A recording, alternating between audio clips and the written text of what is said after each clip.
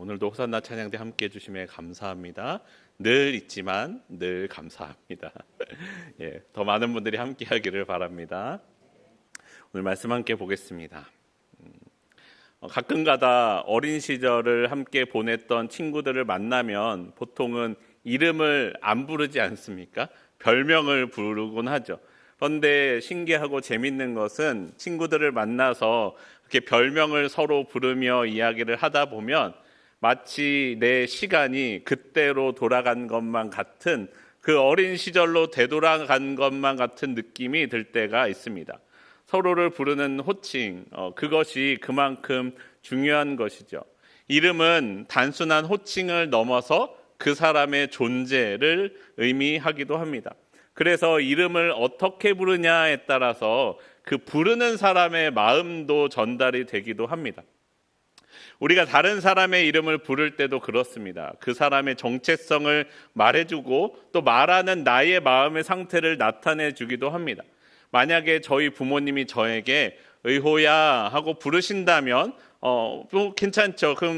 그런데 만약에 저희 어머니나 아버지가 정의호라고 부르시면 어떻게 해야 됩니까? 긴장해야 됩니다. 내가 혹시 뭐 잘못한 게 있지는 않은지, 아니면 내가 멈추어야만 할 게 있는 것은 아닌지 얼른 생각해 보아야 합니다. 그렇게 부르는 데는 무언가, 다르게 부르는 데는 무언가 분명한 이유가 있기 때문이죠. 오늘 본문에서 예수님께서는 제자들과 함께 아침 식사를 하셨습니다. 그리고 아침을 먹은 후에 베드로를 부르며 말씀하십니다. 요한의 아들 시몬아. 그리고 한 번만이 아니라 3번이나 연속해서 요한의 아들 시몬아라고 시몬 베드로를 부르고 계십니다. 적어도 예수님은 요한복음에서는 1장 42절에 내가 요한의 아들 시몬이니 장차 게바라 하리라, 게바가 베드로란 뜻이죠. 그 말씀을 하신 이후에는 베드로를 시몬이라고 부르신 적이 없습니다. 그런데 오늘 본문에서 예수님은 왜 베드로를 향하여 요한의 아들 시몬아라고 말씀하고 계실까요? 첫 번째 질문을 보시면 그 예수님의 의도가 좀 더 정확하게 보입니다. 오늘 본문 21장 15절 말씀 함께 한 목소리로 다시 읽어보겠습니다. 그들이 아침을 먹은 뒤에 예수께서 시몬 베드로에게 물으셨다. 요한의 아들 시몬아, 내가 이 사람들보다 나를 더 사랑하느냐? 베드로가 대답하였다. 주님, 그렇습니다. 내가 주님을 사랑하는 줄을 주님께서 아십니다. 예수께서 그에게 말씀하셨다. 내 어린 양 떼를 먹여라. 아멘. 예수님이 물으십니다. 요한의 아들 시몬아, 내가 이 사람들보다 나를 더 사랑하느냐? 이 질문이 다음에 나오는 두 번의 질문과 다른 것은 예수님께서 네가 다른 사람들보다 라고 붙여서 말씀하고 계시다라는 것입니다. 여러분, 베드로는 예수님을 부인하고 도망쳤던 베드로였습니다. 그래서 부끄러웠죠. 이전에 그는 수제자였는데 남들보다 더 열심히 그리고 더 가까이서 예수님을 따라다녔던 베드로였었습니다. 자신 있게 모두 주를 버릴지라도 자신은 버리지 않겠다라고 말했던 이 베드로였습니다. 그럼에도 예수님을 부인했던, 그렇게 자신만만했었음에도 예수님을 부인했던 자신의 모습이 부끄러워 고개를 들 수 없었습니다. 그래서 부활하신 예수님을 오늘 처음 만난 게 아니죠. 앞서서 부활하신 예수님을 만났지만 더 이상 예수님과 함께 할 면목이 없었어요. 배에서 고개를 잡다가 저거 예수님이다 라고 하니까 나도 모르게 배에서 뛰어내려 예수님 앞으로 갔지만 할 말이 없는 거예요. 입이 10개라도 할 말이 없는 거죠. 말할 말이 없어서 그냥 그 앞에 멍하니 서 있습니다. 예수님의 말씀을 따라 식사를 함께 나누었지만 어쩌면 그 식사 시간 동안에 베드로는 말 한마디도 제대로 하지 못했었을 것만 같습니다.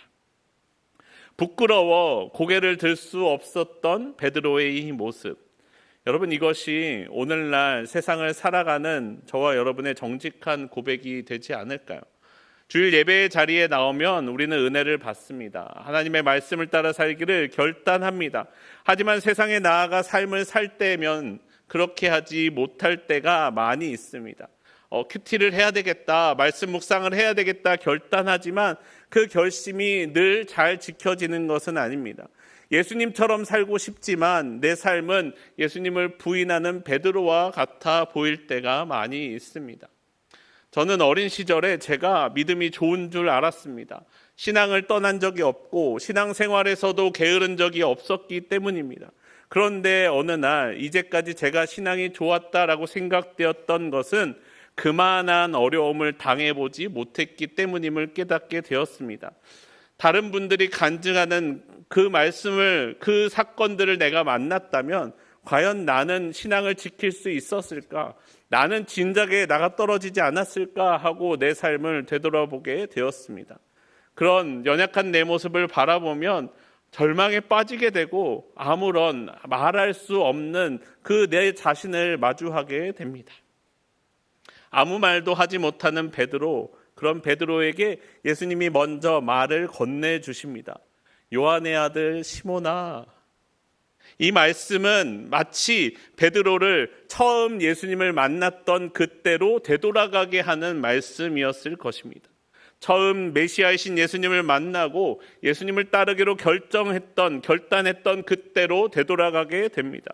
예수님의 이 부르심은 마치 예수님께서 베드로를 향하여 네가 나를 부인하기 전, 네가 나를 가장 순수하게 사랑했던 그때로 나는 너를 데리고 간다. 나는 그때로 너를 데려가 너를 바라본다 라고 예수님이 말씀하시는 것과 같은 용서의 음성이었습니다. 예수님은 그 부름을 통하여 베드로에게 선포하고 계시는 거예요. 시몬아, 나는 너의 잘못을 더 이상 기억하지 않는다. 나의 사랑하는 너는 여전히 나에게는 시몬이다 라고 말씀하고 계시는 것입니다. 예수님이 이렇게 숯불 앞에서 베드로를 3번 부르심으로 숯불 앞에서 3번 예수님을 부인하였던 베드로를 다시 제자의 길로 회복시키고 계시는 것입니다. 과거의 잘못에 사로잡혀 있는 것이 아니라 그것을 떨쳐버리고 처음 사랑으로 다시 일어서도록 하고 계시는 것입니다. 여러분, 처음 예수님을 만났던 때를 기억하십니까? 혹시 모태 신앙이신 분들은 처음 인격적으로 하나님을 마주했던 때를 기억하십니까? 여러분, 그때 나를 찾아와 주셨던 그 예수님이 오늘날도 여전히 나와 함께 하십니다. 절망에 빠진 나에게 처음 나를 찾아와 주셨던 그 예수님께서 오늘도 다시 내게 손을 내밀어 주십니다. 식사를 나누어 주시고 마음을 나누어 주십니다. 업으로 되돌아간 베드로의 삶은 예수님 앞에 고기를 하나도 잡지 못했습니다 라고 말할 수밖에 없었던 그 삶의 모습이었습니다. 예수님 앞에서는 부끄러워 말 한마디도 건넬 수 없었습니다. 예수님을 사랑한다라는 고백도 자기가 자기 사랑으로 고백하지 못하고 내가 예수님 사랑하는 줄을 예수님께서 아십니다라고 고백할 수밖에 없었습니다. 그런 베드로에게 예수님이 시몬이라 부르며 다시 찾아와 주셨습니다. 오히려 그 연약한 그때가 예수님이 나를 찾아와 주시는 순간입니다. 그때가 나를 새롭게 하시는 순간입니다. 예수님은 그런 나를 찾아오셔서 책망하지 않으시고 말씀하십니다. 와서 아침을 먹어라. 함께 식탁에 둘러 앉는다라는 것은 곧 마음을 합하는 일이며 깨어졌던 관계가 다시 하나의 공동체, 식구가 되었음을, 그 식구로서 회복되었음을 의미합니다. 베드로는 이제 예수님과 다시 함께하게 됩니다. 식사를 함께한 제자들은 다시 한번 예수님과 하나님과 하나 되는 관계를 회복하게 됩니다. 사랑하는 성도 여러분, 오늘도 예수님께서 나를 찾아오십니다. 여러분, 처음 찾아가서 제자들에게 보이시고 또 의심하는 도마를 위해 또 찾아가시고 또 그럼에도 고기를 잡으러 떠나간 제자들을 쫓아와서 3번째 찾아가셨습니다. 우리 예수님은요, 제자 한 사람을 포기하지 않으시는 분이세요. 7번이 아니라 70번씩 7번이라도 우리를 찾아내서 다시 세워주시는 분이 우리 하나님, 우리 예수님이시다라는 것입니다. 나의 연약한 모습을 통하여 말씀하십니다. 물고기를 한 마리도 잡지 못한 그것은 끝이 아니다. 수많은 이적을 경험했으면서도 결정적인 순간에 나를 버렸던 너의 삶, 그게 끝이 아직 아니야 라고 말씀하시는 거예요.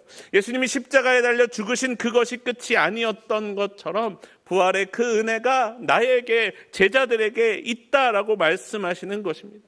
여러분, 내 삶의 실패가 나의 연약함을 마주하게 되는 그 순간이, 나는 주님 앞에 자신이 있었는데, 주님 앞에 잘할 것 같았는데, 아니 주님 지나고 보니 내 손에 아무것도 없습니다 라고 말하는 그 순간이 오히려 끝이 아니고 시작이다 라고 말씀하고 계시는 것입니다.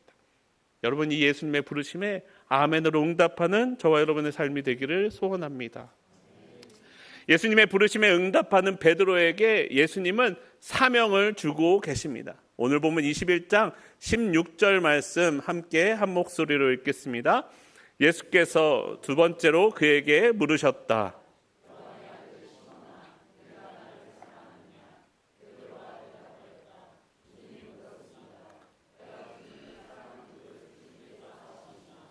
예수께서 그에게 말씀하셨다. 내 양떼를 쳐라. 아멘. 예수님은 베드로에게 나를 사랑하느냐라고 물으시고 또 물으시고 말씀하십니다. 내 어린 양을 먹여라. 내 양떼를 쳐라. 내 양떼를 먹여라 라고 말씀하십니다. 여러분, 예수님이 베드로를 찾아오신 이유가 무엇입니까? 다시 한번 사명을 주시기 위함이었습니다.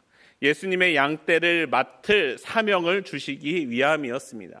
처음에는 사람을 낚는 어부로 부르신 예수님께서 이제는 양떼를 돌볼 목자로 베드로를 부르고 계십니다. 예수님은 베드로를 찾아와 다시 부르고 계시는 것이죠. 그런데 여러분, 왜 하필이면 베드로였을까요? 예수님을 부인했던 사람이잖아요. 제자들 중에서요, 잘 찾아보면 어쩌면 베드로보다 덜 적극적으로 부정했던 사람이 있지도 않았을까요?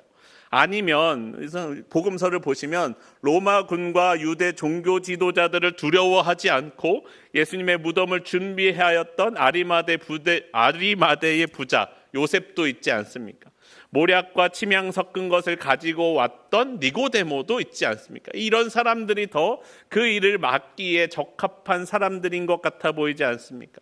그런데 예수님은 그런 사람들 다 제쳐두고 베드로에게 양떼를 맡기신다라고 말씀하고 계실까요? 왜냐하면 여러분, 우리 하나님은 연약한 이를 들어 크신 하나님의 뜻을 이루시는 분이기 때문입니다. 우리 하나님은 실패한 사람에게서 일거리를 빼앗으시는 분이 아니세요. 오히려 그 실패를 딛고 다시 일어서도록 과업을 다시 맡기시는 분이 우리 하나님이십니다. 그래서 어떤 성경학자는요, 하나님에 대하여 말씀하기를 우리 하나님은 두 번째 기회를 주시는 하나님이시다라고 말씀합니다. 여러분, 아내를 누이라 속이며 거짓말을 한 아브라함에게도 두 번째 기회를 주셨습니다. 아버지와 형을 속이고 장자권을 강탈한 야곱에게도 다시 기회를 주십니다. 애굽 사람을 살해한 모세에게도 다시 출애굽의 사명을 맡기십니다. 부하를 사지에 몰아넣고 자신은 부하의 아내와 간음을 했던 다윗에게도, 선교의 명령을 거부하고 다른 곳으로 떠나는 배에 오른 요나에게도 다시 기회를 주시며 말씀하시는 분이 우리 하나님이시다라는 것입니다. 요나서 3장 1절과 2절은 이렇게 말씀합니다. 주님께서 또다시 요나에게 말씀하셨다. 너는 어서 저 큰 성읍 니느웨로 가서 이제 내가 너에게 한 말을 그 성읍에 외쳐라 라고 말씀하십니다. 우리 하나님은 요나에게 또다시 두 번째로 거듭 말씀하시는 하나님이다라는 것입니다. 여러분, 오늘 본문의 베드로를 위해서는요, 세 번째 찾아가셨습니다.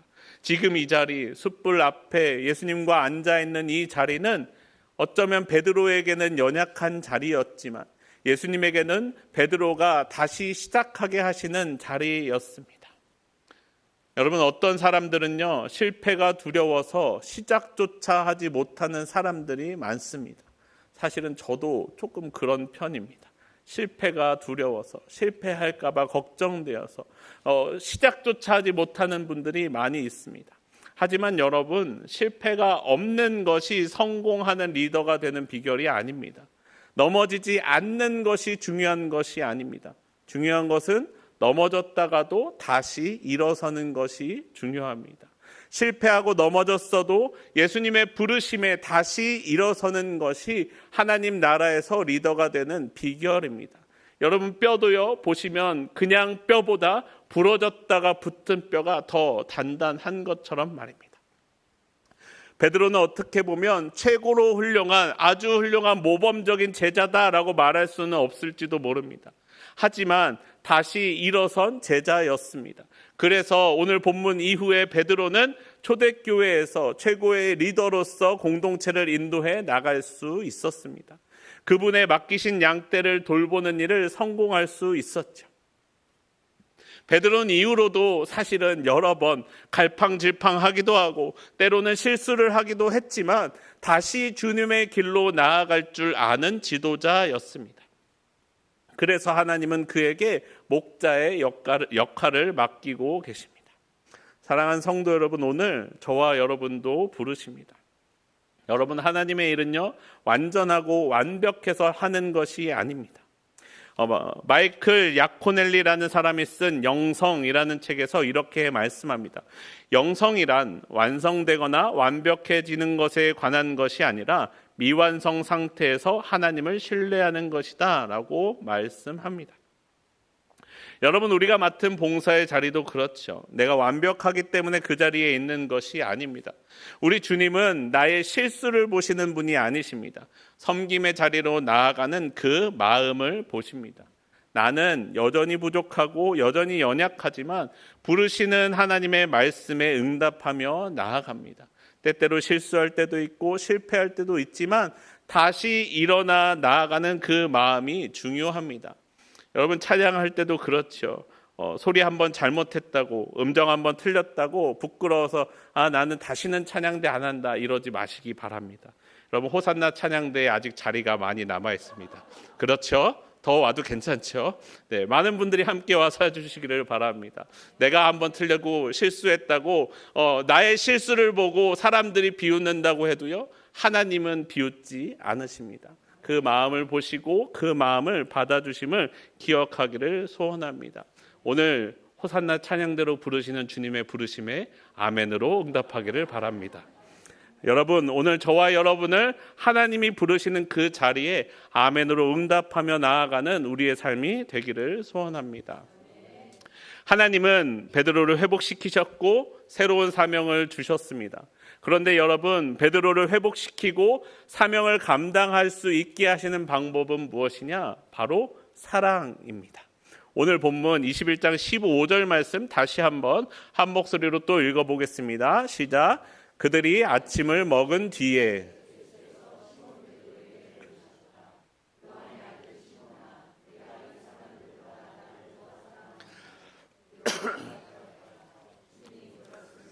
내가 주님을 사랑하는 줄을 주님께서 아십니다. 예수께서 그에게 말씀하셨다. 내 어린 양 떼를 먹여라. 아멘. 예수님은 시몬 베드로에게 내가 이 사람들보다 나를 더 사랑하느냐라고 묻고 계십니다. 우리 말로는 이 사람들이라고 번역되어 있지만 정확히는 이들보다 나를 더 사랑하느냐라는 표현이 더 맞습니다. 비슷한 것 같지만 조금 다르죠. 이 말씀은 세 가지로 해석할 수 있습니다. 먼저는 우리말 번역과 같이 해석해도 그냥 읽어도 두 가지의 해석이 가능합니다.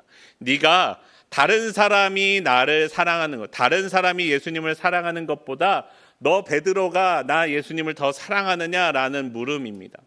두 번째는요, 너 베드로가 다른 사람을 사랑하는 것보다 예수님을 더 사랑하냐라고 물으시는 것일 수도 있어요. 마지막 세 번째로는요, 사람이 아니라 물건으로서 이들이라고 번역하면요, 베드로의 배와 그물, 그의 생업들, 남아있는 그의 미련들이죠. 그것들보다 나를 더 사랑하느냐라고 물으시는 질문일 수 있습니다. 네가 그것들보다 나를 더 사랑하느냐? 여러분, 이 세 가지의 질문은 비슷하지만 조금씩 다르기도 하지만 결론은 우리가 알 수 있죠. 무엇입니까? 중요한 것은 사랑하는 것, 예수님을 사랑하는 것, 그것에서 그 일을 감당할 수 있는 힘이 나온다라는 것입니다. 실패와 절망에 빠졌던 베드로가 다시 일어설 수 있었던 유일한 이유는 바로 그를 먼저 사랑하셔서 찾아오신 예수님의 사랑이었습니다. 그 사랑에 베드로가 응답하며 예수님을 사랑한다라고 고백하며 다시 일어서게 됩니다. 또 여러분, 베드로에게 양떼를 맡기시며 예수님이 거듭 묻고 계신 것이 무엇입니까? 여러분, 예수님의 양떼를 맡기 위해서 우리에게 중요한 것은 지식도 리더십도 다른 능력도 아니었습니다. 예수님을 사랑하는 것, 다른 어떤 것보다, 다른 사람들보다 예수님을 사랑하는 그것이 예수님의 양떼를 맡을 사람으로서의 능력이었다라는 것입니다.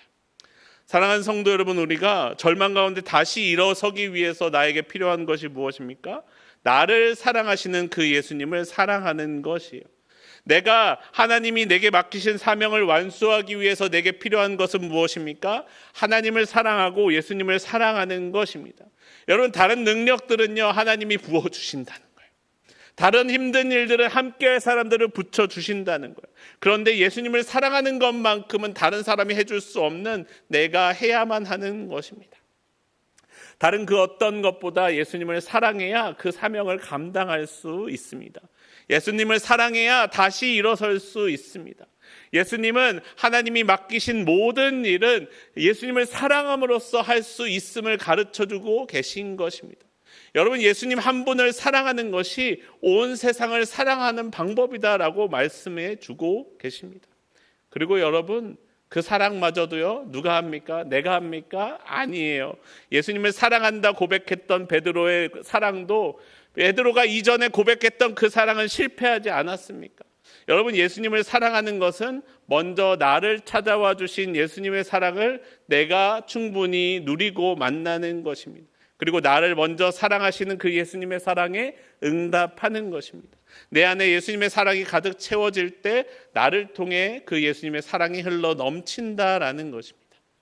여러분, 사람이요, 사람의 힘으로 사랑하면요, 온전한 사랑을 할 수 없습니다. 세상에는요, 많은 커플들이 있죠. 그들은 서로 사랑한다라고 이야기합니다.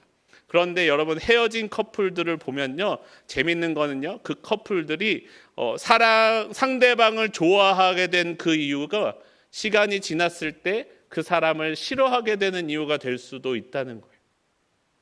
신중함이 좋아서 시작했던 그 사랑이 시간이 지나면 그 사람이 우유부단해 보입니다. 자유로운 모습에 반했던 마음이 시간이 지나면 그 사람의 무질서함에 화가 나기도 합니다. 여러분, 이것이 사람이 가진 인간적인 사랑의 한계이죠. 같은 사람, 같은 일에 대하여도 사람의 관점이 늘 바뀌고 나의 마음이 바뀌기 때문에 우리는 확신할 수 없습니다. 여러분, 사실 사랑하는 것이 내 힘으로 온전히 되지 않음을 우리는 깨닫게 됩니다. 여러분, 그렇기 때문에요, 우리가 사랑할 때 예수님을 사랑하는 그 사랑의 힘으로 배우자를 사랑하시기를 바랍니다. 예수님의 눈으로 배우자를 바라보시기를 바랍니다. 또 내 배우자가, 나의 파트너가 예수님을 사랑하게 하십시오. 예수님의 사랑의 눈으로 나를 바라보게 하십시오. 그러면 그것이 사랑이 오래가게 되는 비결이다라는 것이요. 여러분, 예수님의 사랑으로 사랑하면 어떻게 됩니까? 앞에서 말씀드렸던 일이 반대로 일어나요. 오늘 우리 주일마다 고백하지 않습니까? 당신의 장점을 좋아하지만 단점까지도 사랑합니다 라고 고백하는 그 고백이 우리 가운데 일어난다라는 거예요. 저 사람의 우유부단함은 어떻게 됩니까? 저 사람은 신중한 사람이 됩니다. 저 사람의 계획 없어 보임은 저 사람은 창의적인 사람, 늘 놀라움을 만나게 하는 사람이 됩니다. 그 사람이 강박이 있는 것 같아 보이는데 알고 보니 그 사람의 열정이 넘침을 예수님의 눈으로 볼 때 발견할 수 있다는 거예요. 모든 사람의 단점은 예수님의 눈으로 바라보면 다르게 사용할 수 있는 장점이 된다라는 것이. 여러분, 베드로를 보아도 그렇지 않습니까? 베드로는 어떻습니까? 예수님을 사랑하게 되니까, 예수님의 사랑으로 사랑하게 되니까 성질이 급하고 다혈질인 베드로, 말보다 칼이 먼저 나오는 그 베드로가 이후에는 열정이 넘치는 뜨거운 전도자가 되지 않았습니까? 사랑하는 성도 여러분, 우리가 주님의 그 사랑 가운데 있기를 바랍니다. 예수님의 그 사랑으로 주님을 사랑하고 나를 사랑하고 이웃을 사랑하기를 바랍니다. 내게 사랑 가득할 때 나는 다시 일어설 수 있으며 사랑할 때 내게 맡기신 그 사명을 능히 감당할 수 있을 줄 믿습니다. 여러분, 오늘 예수님이 저와 여러분에게 말씀하십니다. 의호야, 네가 다른 사람들보다 나를 더 사랑하느냐? 여러분, 이 시간 여러분의 각자의 이름을 부르며 말씀하시는 그 주님의 세밀한 음성을 들으시기를 바랍니다. 나를 부르시는 그 주님의 음성에 아멘, 내가 주님을 사랑하는 줄 주님이 아십니다 라고 우리가 응답하며 그 사랑의 은혜 가운데 살아가는 저와 여러분의 삶이 되기를 소원합니다. 우리 함께 아까 불렀던 찬양 부르신 곳에서 다시 한번 찬양하겠습니다.